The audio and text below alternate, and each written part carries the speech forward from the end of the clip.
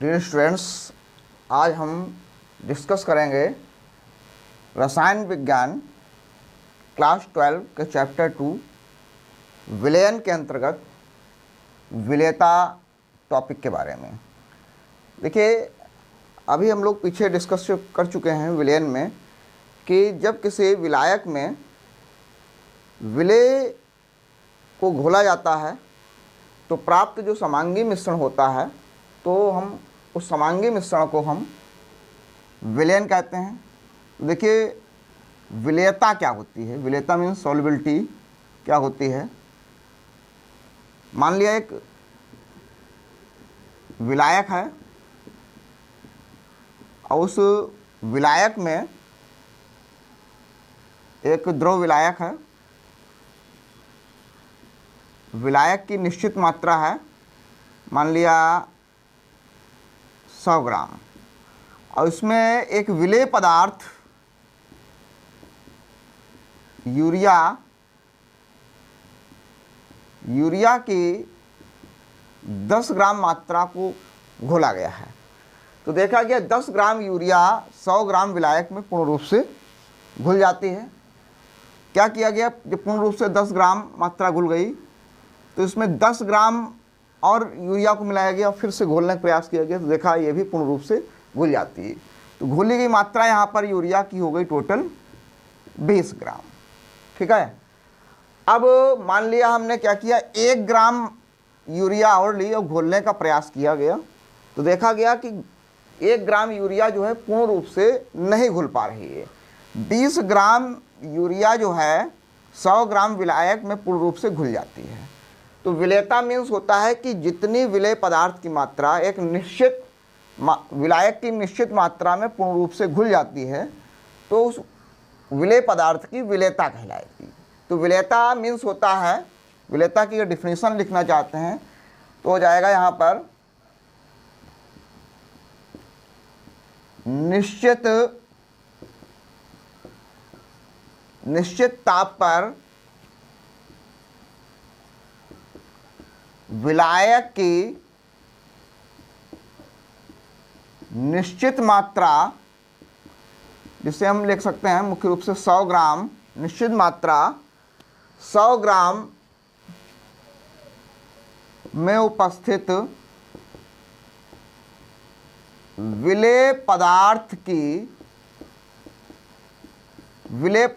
की जो पदार्थ घोलेंगे, विलेय पदार्थ की अधिकतम मात्रा उस विलेय पदार्थ की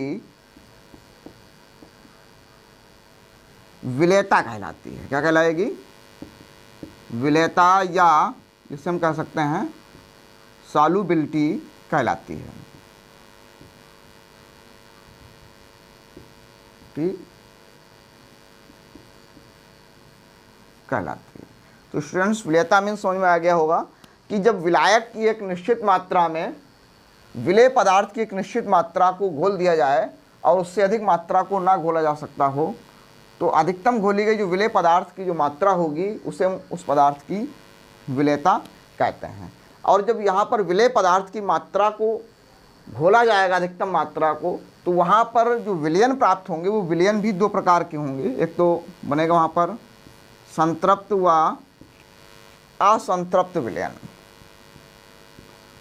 असंतृप्त विलयन, यहाँ पर जो विलेय पदार्थ की अधिकतम मात्रा जब घोल दी जाएगी तो वहाँ पर जो विलयन का प्रकार प्राप्त होगा उस विलयन को हम बोलेंगे संतृप्त और असंतृप्त विलयन। जैसे यहाँ पर यूरिया लिया गया, यूरिया को 100 ग्राम विलायक में घोला गया और यहाँ पर 20 ग्राम यूरिया से ज़्यादा को नहीं घोल पा रहे हैं हम 100 ग्राम विलायक में, तो यहाँ पर जो विलयन प्राप्त होगा, इस विलयन को बोलेंगे, इस एक निश्चित ताप पर जो विलयन प्राप्त होगा उस विलयन को बोलेंगे हम संतृप्त विलयन। मान लिया हमने 1 ग्राम यूरिया का और मिलाया और जो है घोलने का प्रयास कर रहे हैं, और लगभग 1 ग्राम में से भी अधिक 1 ग्राम जो मात्रा और ली गई वो भी जो है धीरे धीरे 100 ग्राम विलायक में घुल जाती है, तो वहाँ पर जो विलयन प्राप्त होगा, ये संतृप्त के आगे की स्थिति होगी, उस विलयन को हम असंतृप्त विलयन कहते हैं। असंतृप्त का मतलब है संतृप्त विलयन बनने के बाद यदि उस विलायक में उससे भी और अधिक मात्रा को घोला जा सकता है, तो वहाँ पर जो प्राप्त विलयन होगा उसे हम बोलेंगे असंतृप्त विलयन। तो पहले हमें संतृप्त विलयन प्राप्त होगा, उसके बाद असंतृप्त विलयन प्राप्त होगा। तो संतृप्त विलयन क्या होता है, देखते हैं। वह विलयन जिसमें निश्चित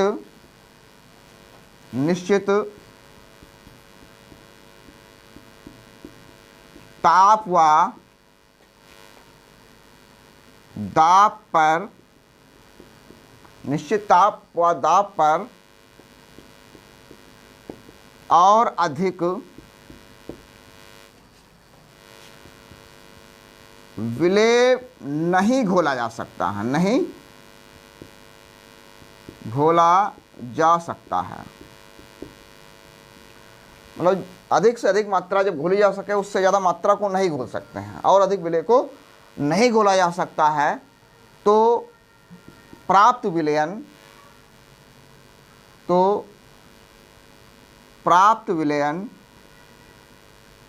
को संतृप्त विलयन कहते हैं। लेकिन यदि उसी ताप व दाब पर, उसी ताप और दाब पर और अधिक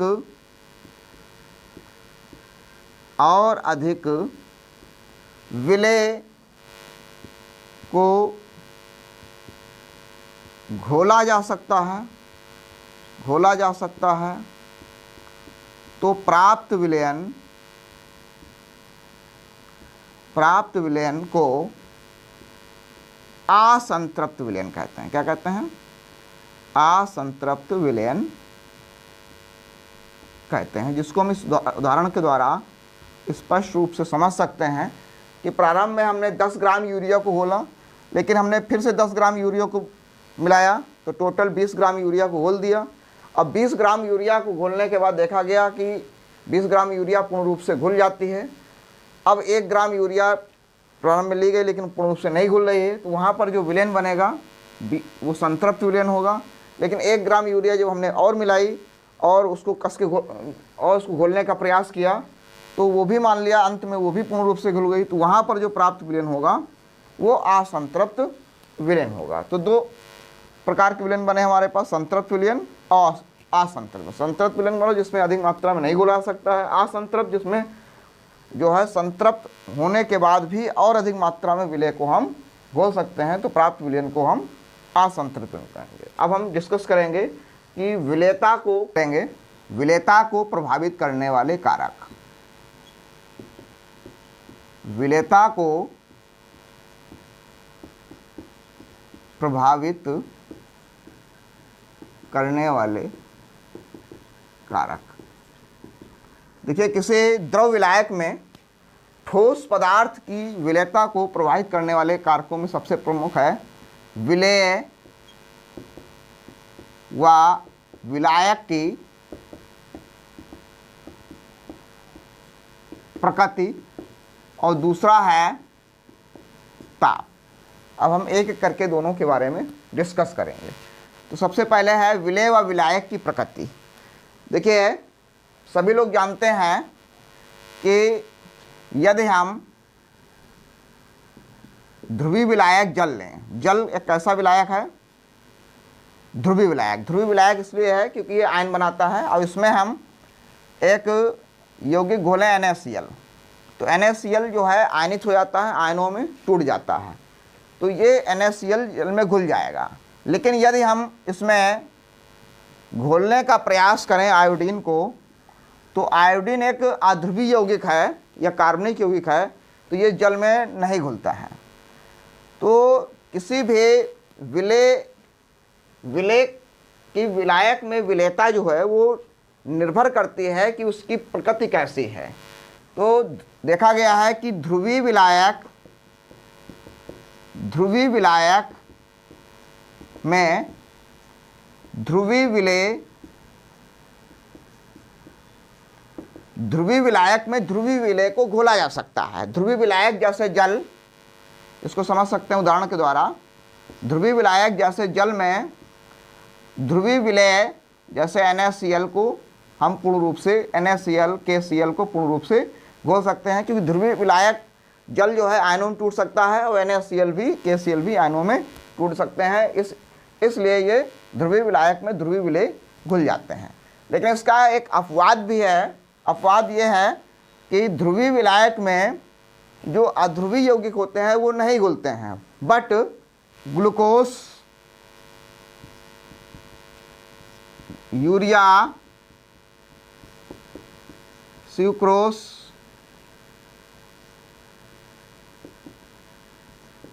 अल्कोहल, कम अणुभार के अल्कोहल, ये ध्रुवीय विलायक जल में घुल जाते हैं। तो इसका कारण ये है कि ग्लूकोज, यूरिया, सुक्रोज व अल्कोहल ये यौगिक जल में इसलिए घुल जाते हैं क्योंकि ये हाइड्रोजन आबंध का निर्माण करते हैं। क्या करते हैं? हाइड्रोजन आबंध का निर्माण कर लेते हैं। तो जल में वे यौगिक घुल जाएंगे जो आयनों में वियोजित हो जाते हैं, या आयनों में अगर वियोजित नहीं हो रहे हैं, जैसे ग्लूकोज, यूरिया, सुक्रोज, अल्कोहल, ये आयन नहीं बनाते हैं क्योंकि ये कार्बनिक यौगिक हैं, लेकिन ये जल के अणुओं के साथ हाइड्रोजन आबंध का निर्माण करते हैं, इसलिए ये यौगिक भी ध्रुवीय विलायक जल में घुल जाएंगे।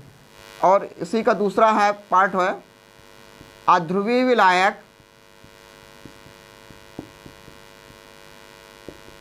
अध्रुवीय विलायक जैसे बेंजीन,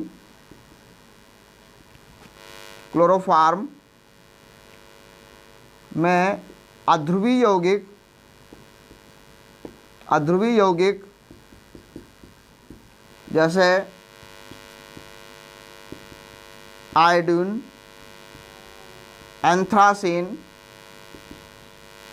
इन यौगिकों को आसानी से घोला जा सकता है क्योंकि ये यौगिक अध्रुवीय हैं, विलय भी अध्रुवीय हैं और विलायक भी हमारे कैसे हैं? अध्रुवीय हैं। तो देखा गया है कि लाइक डिजॉल्व लाइक का मतलब होता है कि समान प्रकार के विलायक में समान प्रकार के विलय यौगिकों को घोला जा सकता है। यदि हमारा विलायक भी अध्रुवीय है तो यदि हमारे पास विलय भी अध्रुवीय है तो आसानी से घुल जाएगा। लेकिन यदि हम बेंजीन में NaCl को घोलने का प्रयास करें, या बेंजीन में हम जो है बेंजीन में NaCl या अन्य कोई ध्रुवीय यौगिक घोलने का प्रयास करें, ये नहीं घुलेगा क्योंकि बेंजीन एक अध्रुवीय यौगिक है जो आयनों में टूटता नहीं है, इसलिए इसमें कोई भी ध्रुवीय यौगिक NaCl KCl को नहीं घोला जा सकता है। तो स्टूडेंट समझ में आया होगा कि विलय व विलायक की प्रकृति के आधार पर विलयता किस प्रकार निर्भर करती है कि यदि हमारे पास विलायक ध्रुवीय है तो विलय भी ध्रुवीय होना चाहिए। ध्रुवीय मतलब जो आयन बनाते हैं, जैसे NaCl KCl, Na2SO4, ये सब कैसे यौगिक होते हैं? जो आयन बनाते हैं। या ऐसे यौगिक होना चाहिए जो हाइड्रोजन बॉन्ड का निर्माण कर लेते हैं, वे यौगिक जल या ध्रुवीय विलायक में घुल जाएंगे। दूसरा अध्रुवीय विलायक जो कार्बनिक विलायक होते हैं, जैसे alcohol, benzene, carbon tetrachloride, chloroform, या ध्रुवीय विलायक होते हैं। तो इनमें जो कार्बनिक यौगिक होते हैं इनको आसानी से घोला जा सकता है क्योंकि ये यौगिक भी अध्रुवीय होते हैं और जो है आयनों में नहीं टूटते हैं, इसलिए इन यौगिकों को आसानी से इन यौगिकों में अध्रुवीय विलायकों में घोला जा सकता है। तो पहला कारक हो गया विलय व विलायक की प्रकृति। अब दूसरा कारक हम लोग डिस्कस करेंगे ताप के बारे में।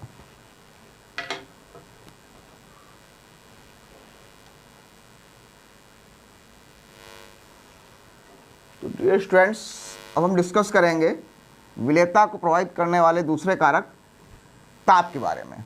तो देखिए ताप किस प्रकार से विलयता को प्रभावित करता है। तो इसके भी दो स्थितियां होती हैं, कंडीशन होती हैं। यदि हमारे पास ठोस विलय है, ठोस पदार्थ कोई विलय है और उसको विलायक जैसे जल में घोला गया और जल में घोलने के बाद ठोस का जलीय विलयन बनता है, ठोस का जलीय विलयन प्राप्त होता है, लेकिन जलीय विलयन के साथ में वो ऊष्मा को उत्सर्जित करता है, ऊष्मा को उत्सर्जित करता है। तो यह एक ऊष्मा क्षेपीय प्रक्रिया होगी। कैसी प्रक्रिया होगी? यदि ऊष्मा निकल रहा है तो ऊष्मा क्षेपीय प्रक्रिया होगी। और ऊष्मा क्षेपीय अभिक्रियाओं के लिए क्लास 11th में रासायनिक साम्यावस्था में पढ़ाया गया है ला साते लिए नियम, जिसमें बताया गया है कि यदि कोई ऐसी अभिक्रिया है जिसमें अभिक्रिया पूर्ण होने पर ऊष्मा उत्सर्जित होती है तो वो एक ऊष्मा क्षेपीय अभिक्रिया होगी। और ऊष्मा क्षेपीय अभिक्रियाओं में क्या होता है कि धीरे धीरे ताप बढ़ाने पर उनकी विलेयता जो होगी, ठोस पदार्थों की विलेयता जल में घटती जाएगी।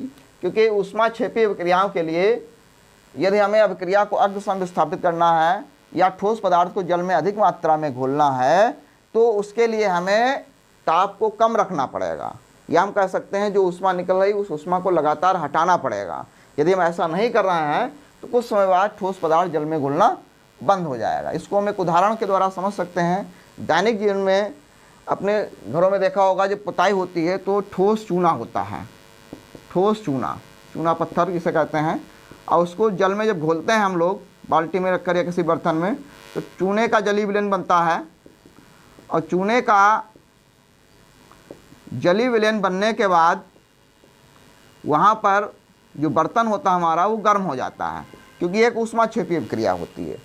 लेकिन यदि हम बर्तन गर्म हो रहा हो नीचे से उस बर्तन को गर्म करना शुरू कर दें तो क्या होगा? एक तो ऊष्मा क्षेपीय प्रक्रिया है, ऊष्मा निकल रही है, और भी ऊष्मा उसे देना शुरू कर दें तो वहाँ पर ला सातले नियम कहता है कि यदि ऊष्मा निकल रही है और भी ऊष्मा देना शुरू कर दें तो चूने की जल में विलेयता जो होगी वो कम हो जाएगी और चूना जल में घुलना बंद हो जाएगा। तो अगर यदि हम चाहते हैं कि चूना अधिक मात्रा में घुले तो उसके लिए हमें क्या करना पड़ेगा कि जो ऊष्मा निकल रही है उस ऊष्मा को हटाना पड़ेगा।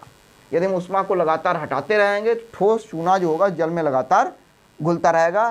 कहने का मतलब ठोस चूने की या ठोस पदार्थ की जल में विलेयता बढ़ जाएगी।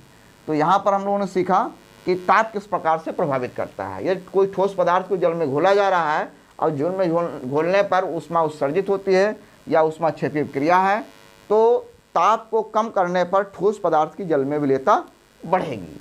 अब इसकी दूसरी कंडीशन ये है कि कोई भी ठोस पदार्थ है, ठोस पदार्थ को जल में घोला गया तो ठोस का जलीय विलयन जो बनता है, ठोस का जलीय विलयन जो बनता है जैसे ही, तो वहाँ पर निकाय या जो बर्तन है उसका ताप घट जाता है या एक ऊष्मा शोषी क्रिया हो जाती है।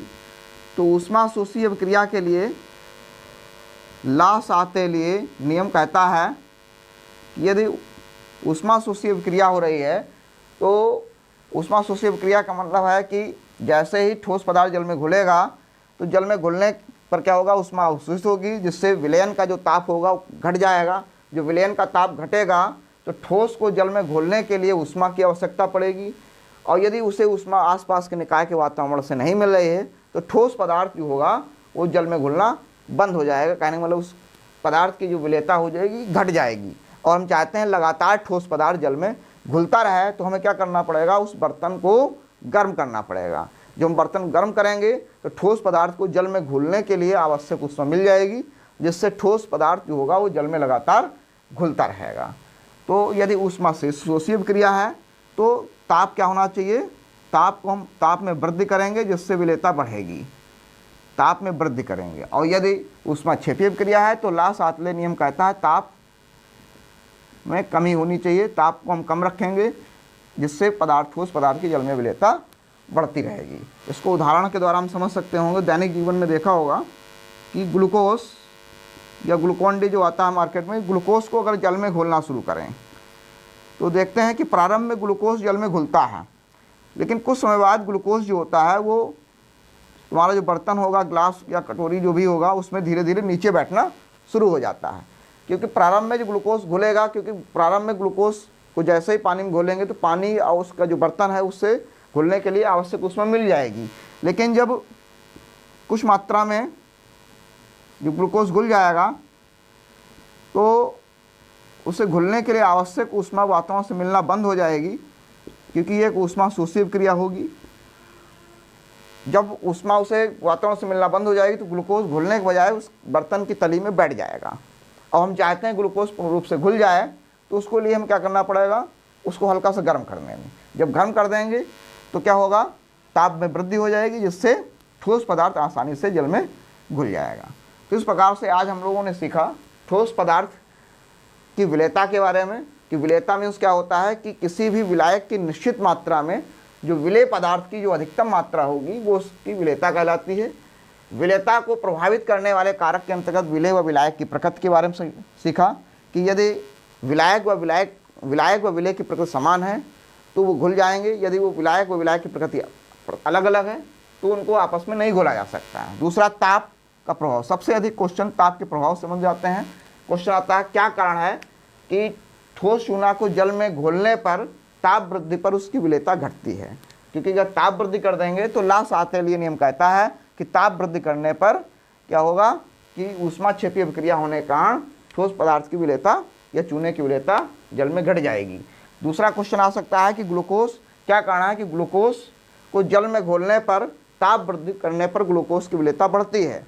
तो ग्लूकोज को जल में जब घोला जाता है तो ताप वृद्धि से विलेयता इसलिए बढ़ती है क्योंकि ग्लूकोज का जल में घुलना एक ऊष्मा शोषीय क्रिया है, जिसके लिए ला सातत्य नियम कहता है कि ताप बढ़ाने पर ग्लूकोज की जल में विलेयता बढ़ जाएगी। क्योंकि ऊष्मा शोषीय क्रिया में क्या होगा कि ग्लूकोज को जल में घोलने के लिए आवश्यक ऊष्मा ताप वृद्धि से मिल जाएगी, जिससे ग्लूकोज आसानी से घुलता रहेगा। तो स्टूडेंट्स, आज समझ में आया होगा तुम लोगों को विलेयता के बारे में। अगर ये वीडियो अच्छा लगा हो तो लाइक कर दें, साथ में सब्सक्राइब कर दें, जिससे आगे आने वाले सभी वीडियो को आपके पास पहुँचती रहे, और अपने स्टूडेंट्स को शेयर कर दें। Thank you.